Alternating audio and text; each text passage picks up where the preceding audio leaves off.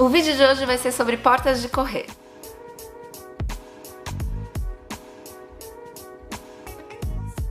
Bateu recorde, gente, eu nunca tinha recebido tantas perguntas com o mesmo tema, aliás, com a mesma dúvida, né? Dúvidas relacionadas às portas de correr em geral. Sempre que você quiser me fazer uma pergunta, não esquece de colocar aquela hashtag trocando ideia nos meus vídeos ou nos vídeos do Esquadrão de Senza, da Paloma Cipriano, do Wesley, do Pulo do Gato da Construção e do Leandro Felipe. Uma das perguntas que eu achei mais curiosa foi da Ragners. Ou do Ragners. Me perguntou se portas de correr deixa alguma brecha. Sabe aquela brechinha que fica embaixo das portas convencionais? Porque sim, né? Você precisa ali ter um espacinho mínimo para conseguir movimentar a sua porta. Mesmo a porta de abrir, eu tô falando. Esse mesmo espacinho é também deixado na porta de correr. Na lateral, que eu tenho quase certeza que essa é a dúvida dele, também pode ser que fique. Se a sua porta de correr não tiver um batedor. Batedor é como se fosse o batente da porta, só que não. Gente, tem uma porta aqui amarela do meu lado que é a porta de correr. Deixa eu mostrar o que é um batedor de porta de correr. Ó, eu vou filmar com a GoPro. Não é um batente convencional, como as portas convencionais de abrir. Eu coloco só um pedacinho ali na parede onde a porta vai encostar, formando um uzinho. Assim a porta encaixa perfeitamente nesse espaço e não deixa essa brechinha que ele tá me perguntando aqui. Agora, do outro lado, se sua porta de correr não for embutida, sim, vai ficar uma brecha ali sim, e aí pela acústica, essa brecha pode incomodar um pouquinho. Deixa eu mostrar aqui. Quer ver? Olha só, essa é a minha porta de correr amarela, que divide aqui a sala dos quartos lá dentro. Este puxador aqui, ó, era da minha avó, coisa mais linda, né?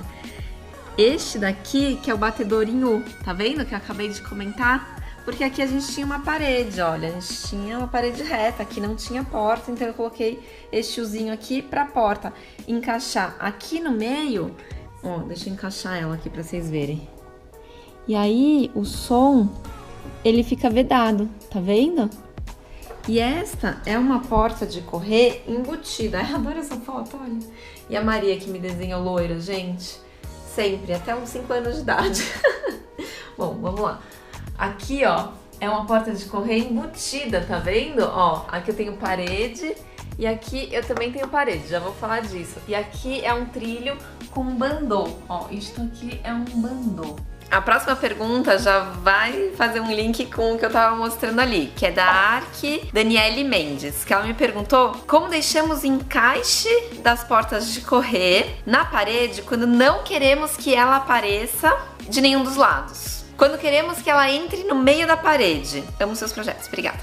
Exatamente isso que eu acabei de mostrar ali. Você tem várias alternativas para fazer isso, tá? Se você tiver uma parede maciça, por exemplo, você pode cavucar a parede e deixar só meio bloco. Ai, Patrícia, mas será que não vai ficar muito frágil? A parede não pode cair. Gente, você não vai fazer isso com a parede de um bloco de 9 centímetros, tá? Faz com uma paredinha um pouco mais larga, 12 no mínimo. E aí você consegue deixar meio bloco, dar uma rebocada ali no meio mesmo, pra ficar aquilo mais firme. E essa outra metade que você tirou fora é exatamente a medida que você vai encaixar o seu trilho pra pôr a porta de correr. Se você quiser que ela fique escondida, porque tá, ela vai ficar, né, na mesma profundidade ali da parede, mas ela ainda não tá escondida, né? Ela vai estar correndo por aqui. Aí o que você pode fazer? Tem várias alternativas. Já existe uma caixa fechada de madeira com a porta de correr dentro. E aí você tira um pedaço da sua parede, põe essa caixa e fica fechado dos dois lados. É sensacional,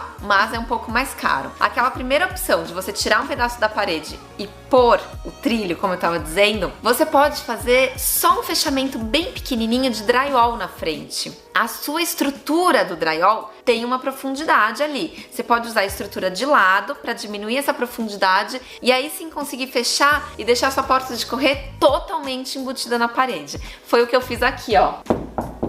Aqui é drywall, tá vendo? No apartamento do Murilo, que eu fiz primeiro aquele passo a passo da obra, depois eu mostrei a casa toda, que era a lavanderia e cozinha dos sonhos, na parte dos quartos eu acabei cavucando um pedacinho da parede, embuti a porta, mas ao invés de fazer esse fechamento com drywall na frente, eu já coloquei a marcenaria, os armários ficaram ali na frente, então a porta de correr tá correndo ali atrás do armário dele. Aí já vou emendar com uma outra pergunta pergunta, eu não lembro quem foi que fez, mas eu lembro da pergunta, que ela tava preocupada com a manutenção desse trilho, dessa porta, quando fica ali embutida. Eu vou achar. A gente não achei, mas juro que eu li a pergunta. Eu falei que eu recebi muitas perguntas desse assunto e eu deixei em ordem bonitinho, mas agora eu não tô achando. Bom, a manutenção, na verdade, não existe ali atrás do armário. O que você tem que fazer? Você tem que preparar a sua parede, que essa também era uma outra pergunta. Bom, a Mariana me perguntou como precisa preparar a parede para a porta de correr. Então eu já vou responder as duas juntas.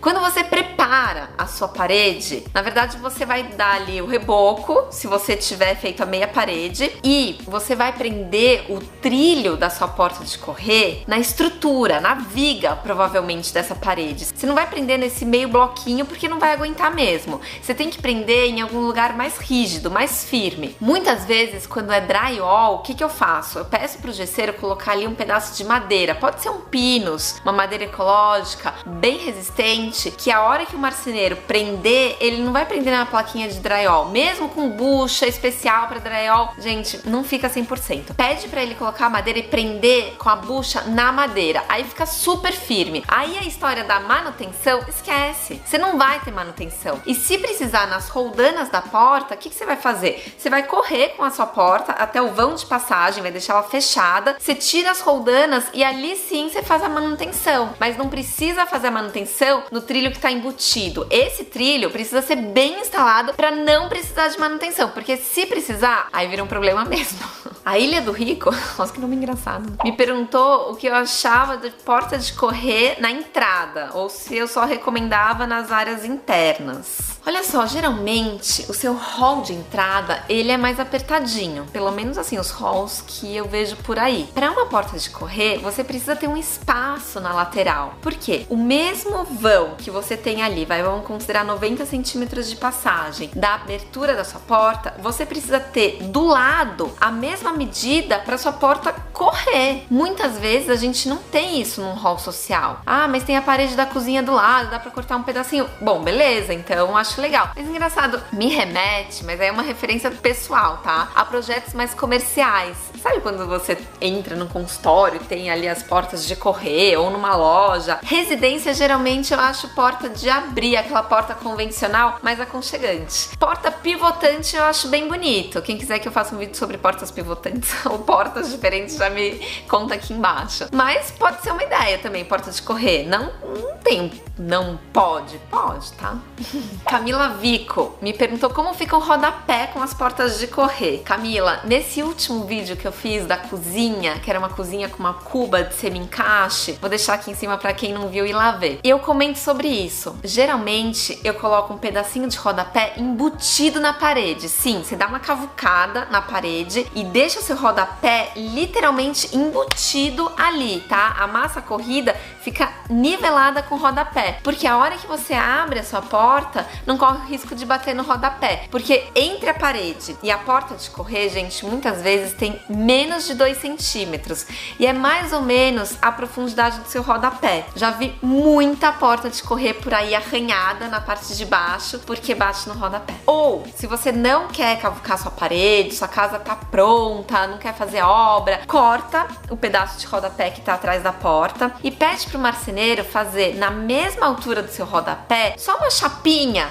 coladinha, ou ele pode até cortar o rodapé no meio, tira, sabe, metade do rodapé, literalmente, ele vai cortar na profundidade. E aí esse rodapé vai ficar menos profundo. Ou uma chapinha, como eu tava falando, assim, de 4 milímetros, branquinha, fica ótimo. Nossa, essa pergunta é muito boa. Camafeu, ele me perguntou como funciona o sistema de portas de correr com o trilho embutido no forro. Sabe o que eu acabei de falar? Que você precisa colocar um reforço no seu drywall com uma placa de madeira para prender o trilho? Isso também vai acontecer no forro. Você precisa colocar ali alguma, pode ser a própria estrutura do forro, sabe? O perfilado de zinco. Você coloca uns 2, 3 juntos e faz uma amarração mais forte pro marceneiro ter ali uma estrutura onde ele possa prender o trilho. Mas muitas vezes eu prefiro prender o meu trilho direto na laje. Isso vai depender muito do tamanho da sua porta, do peso da sua porta, mas o ideal é isso. Você prende na laje, faz um recorte no seu forro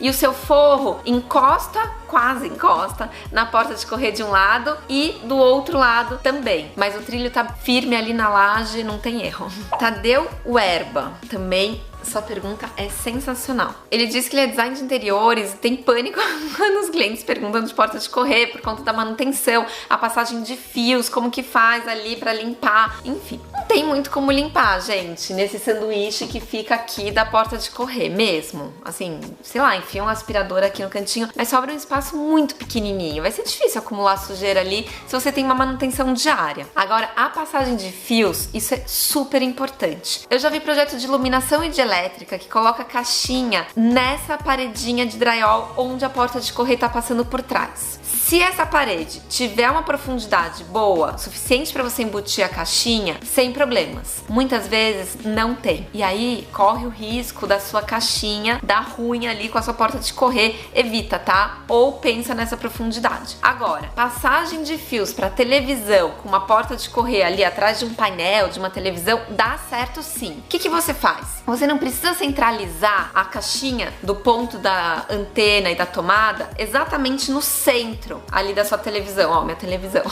Você não precisa centralizar a caixinha aqui. Você pode jogar um pouquinho pro lado, porque a sua televisão vai esconder essa caixinha. E aí a sua porta de correr que tá ocupando ali embutida na parede mais da metade da sua televisão aqui por trás, não vai pegar na caixinha. Deu pra entender? Fazer um croquisinho e postar lá no stories do meu Instagram pra explicar melhor. Aliás, vou mostrar isso numa obra, gente. Tem uma obra perfeita que vai mostrar isso. Mas funciona assim, tá? É só você deslocar, calcular a largura da sua porta, correndo atrás da sua televisão e deixar a caixinha do lado. Acabou.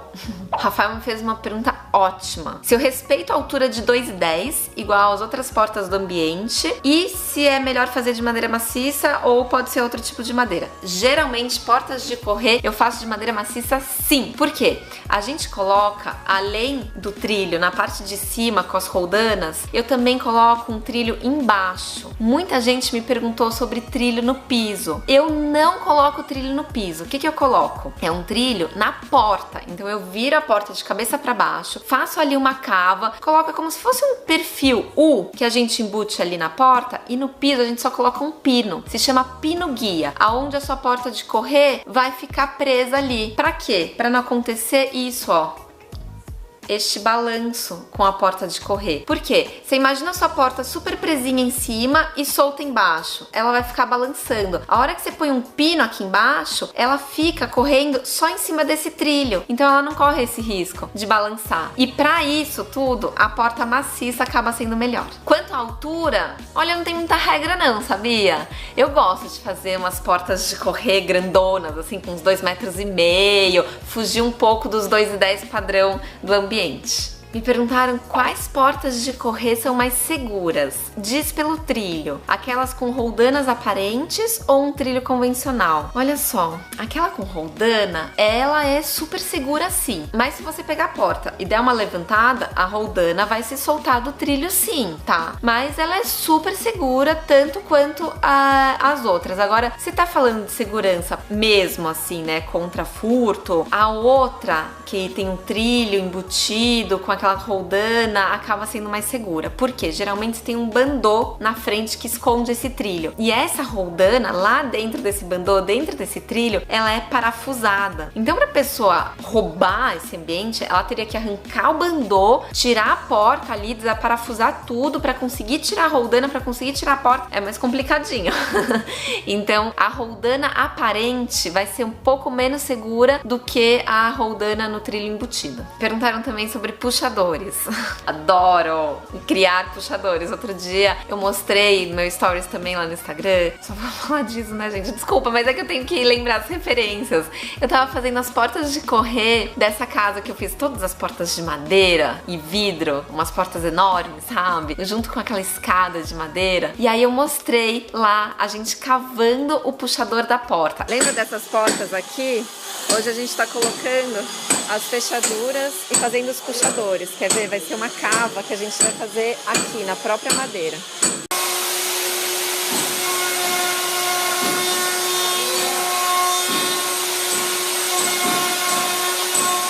agora, ó, só dar uma lixadinha aqui e tá pronto. Aqui tá mais escuro porque tá com verniz. E aqui tá clarinho porque ainda tá cru. Mas olha, nossa cava está pronta. E linda. Não cansou o braço aí, não? Eu adoro fazer puxador tipo cava. O marceneiro tem que ser bem caprichoso pra conseguir, mas é possível e fica lindo. Eu gosto também de criar uns puxadores em madeira. Você pede pro marceneiro fazer e aí você prega por cima. Não compra pronto. Desenha seu puxador e pede pro marceneiro colocar. Ou como eu fiz aqui na minha porta, que eu usei o puxador da minha avó. Sabe uns puxadores mais alternativos? Esses de alça prontos de inox, alumínio, também são ótimos e resolvem bem o problema. Quanto às trincas, aí eu sou bem chata. Tem uma trinca que é o bico de papagaio. É esse nome, né? Me ajuda aqui embaixo. E ele não fecha muito bem, gente. Aliás, fecha, mas costuma dar mais problema do que o outro, que abre e faz um T lá dentro. Quando você gira a chave, o trilho faz assim. Ele abre para cima e para baixo. Este não dá problema, fecha a porta super bem, é super seguro, inclusive para portas externas, como dessa varanda que a gente fez. Eu usei esse trinco, que aí é 100% seguro. É isso, gente. Me fala, por favor, se gostou do vídeo. Já me dá sugestões pro próximo vídeo. Se não for inscrito, se inscreve no canal. E no canal da Dicenza também, pra ver todos os vídeos do Esquadrão. É isso. Um beijo, valeu, tchau!